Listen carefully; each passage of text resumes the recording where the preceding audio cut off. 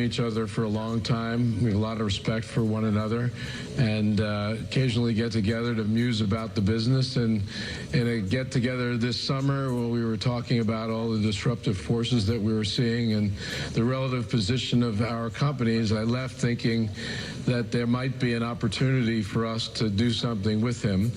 And I thought about it for a few weeks, called him thereafter, and suggested maybe we should get together and talk about it. And we did.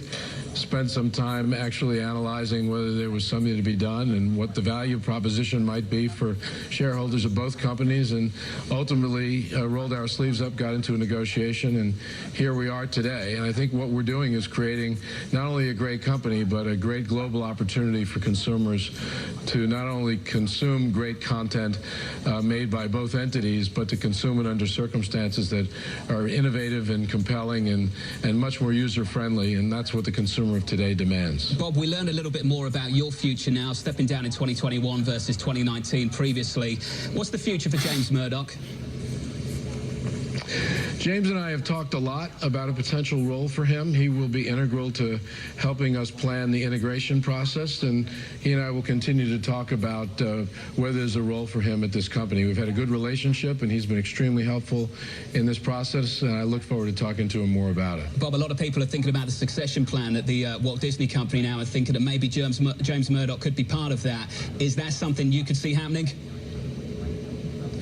Well, I'm now extended through 2021, and the board of the company will have ample time to consider its options in terms of my succession and to re-engage in a planning process for that. And it's premature to really speculate. Ultimately, it will be a board decision.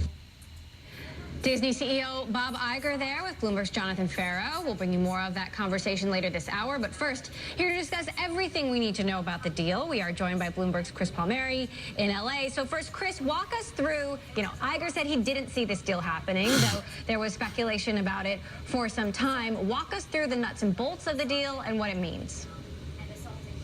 Well, basically, the bulk of what we know is of Fox. Most of its entertainment assets are going to Disney. The Fox Studio, the FX cable channel, the National Geographic channel, a lot of international assets, the company's stake in Sky, a big satellite TV provider in Europe, Star of India is a TV provider there. So it's a massive chunk of Fox now merging with Disney. So what do you think of this idea that James Murdoch could be Iger's successor, even if it's years from now?